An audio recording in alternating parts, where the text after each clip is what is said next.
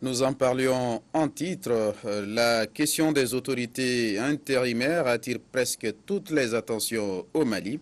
Pourtant, ces autorités intérimaires sont prévues par les accords d'Alger signés par le gouvernement du Mali et les groupes armés. Alors, où se trouve le problème? Pourquoi la question divise? Et pour en parler, nous recevons sur ce plateau M. Abdelkader Maïga, secrétaire général de l'association Gao Lama. Monsieur Maïga, bonsoir. Bonsoir, M. C'est un plaisir de vous recevoir sur ce plateau. Et Monsieur Maïga, avec vous, nous allons parler de communiqué. Vous venez de faire un communiqué qui critique l'installation des autorités intérimaires. Pouvez-vous nous parler de la teneur de ce communiqué? Merci, M. Dibella Maïga. Permettez-moi de remercier Africable pour l'opportunité qu'elle offre à l'association Gao Lama pour pouvoir s'exprimer et dire au monde sa vision. Et permettez-moi également de remercier ma famille et mes amis qui m'ont toujours soutenu, qui ont toujours soutenu l'association. Ceci dit, pour répondre à votre question, je veux juste vous donner une petite information. Depuis le 10 février où il y a eu la réunion de haut niveau jusqu'à aujourd'hui, il y a une seule chose qui me fait rire.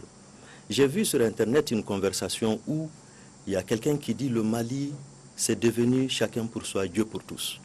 Il y a un autre qui lui dit non, c'est devenu tous s'assoient et Dieu nous pousse. Et ça me fait rire. Parce que c'est vraiment pour dire que la situation est critique. On a parlé de communiqué numéro 4, parce qu'avant ce communiqué, il y a eu d'autres.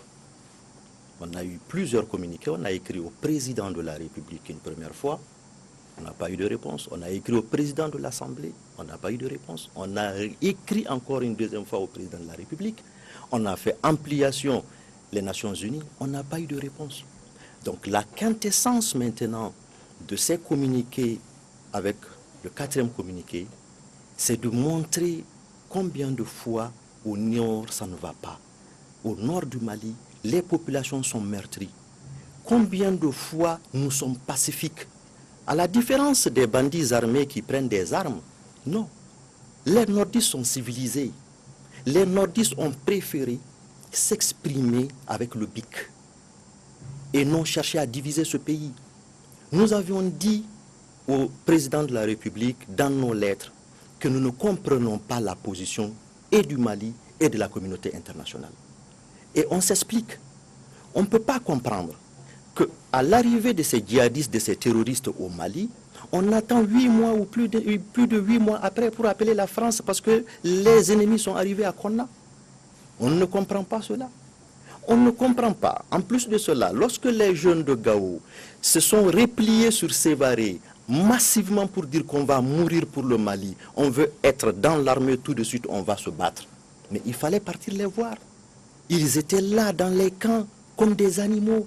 Pas de dortoir, pas de chaussures, rien, absolument rien. Alors, on revient maintenant à la situation où l'État n'existe plus au nord. L'État est failli.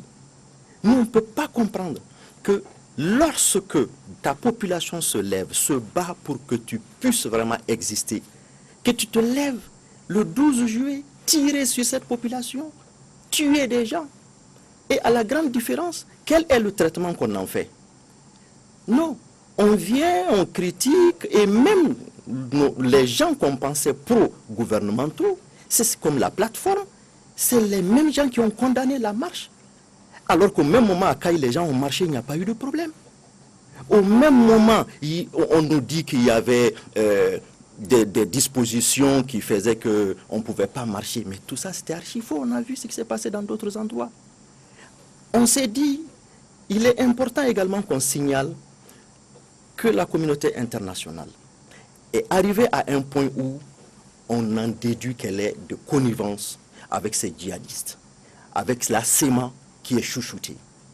Mais je dis chaque fois aux gens, c'est pas grave qu'un État ne puisse pas avoir les moyens de sa politique. C'est pas grave qu'un État ne puisse pas avoir la politique de ses moyens. Mais c'est quand même très grave qu'un État ne puisse pas avoir l'intelligence de sa politique. C'est très grave. Et justement, en parlant de marche, Aujourd'hui, la question des autorités intérimaires divise. Tombouctou a même marché. Quelles sont vos inquiétudes? Et les autorités intérimaires, on sait quand même, sont quand même prévues par l'accord d'Alger. Oui, merci M. Djibrila. Les autorités intérimaires sont dans l'accord. Mais que vaut l'accord? C'est ça la question. Aujourd'hui, que vaut l'accord? L'accord, ce n'est pas la parole, ce n'est pas l'évangile, ce n'est pas le Coran.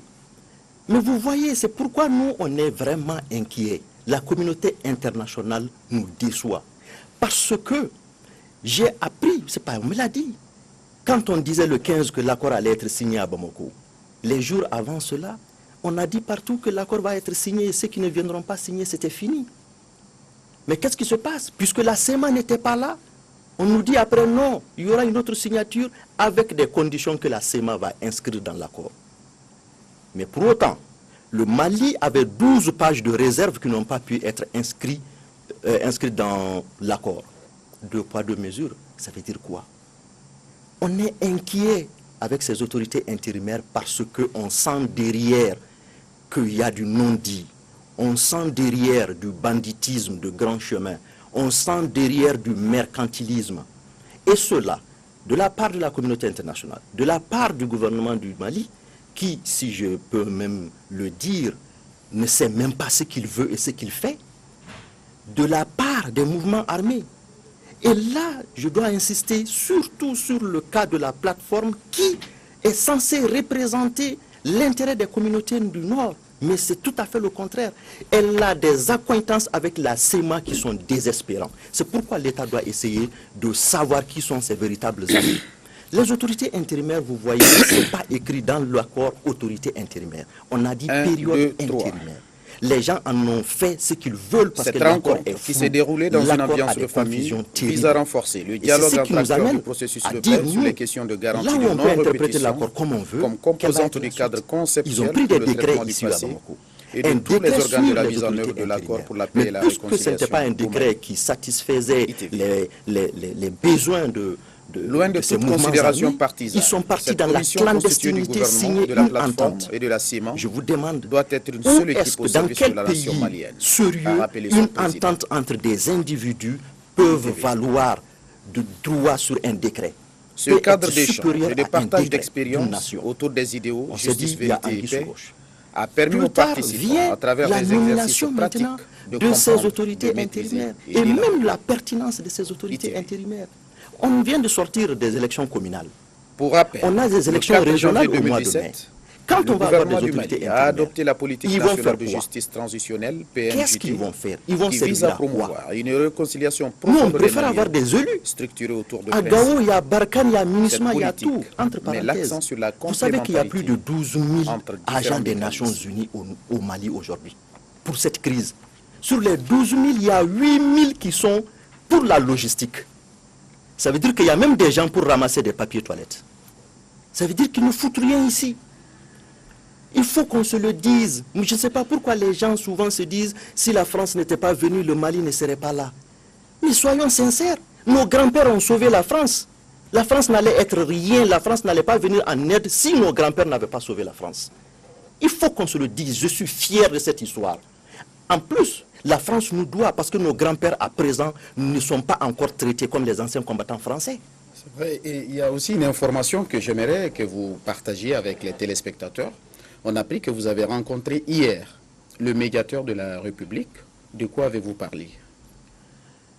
Oui, nous avions rencontré le médiateur de la République et je dois dire que j'ai été agréablement surpris, nous avions été agréablement surpris de rencontrer un homme qui nous a montré qu'il voudrait que le Mali ait une paix, une véritable paix.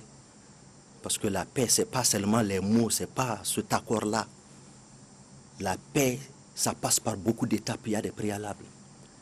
Et il m'a même fait dire qu'il m'envoie en mission pour que j'explique à tout le monde que il est là pour écouter tout le monde. La porte n'est pas fermée. Ce dont on a parlé en réalité, on est parti lui faire savoir que nous avions, nous, l'association de Gao Lama, beaucoup d'a priori par rapport à la crise. Et nous lui avons apporté un mémorandum dans lequel on a expliqué les origines profondes de cette crise. Nous avons également expliqué, nous avons donné des suggestions pour sortir de la crise. Et enfin, nous lui avons parlé de notre participation à la conférence d'entente nationale, qui pour nous est vraiment la seule porte de sortie aujourd'hui honorable pour le Mali.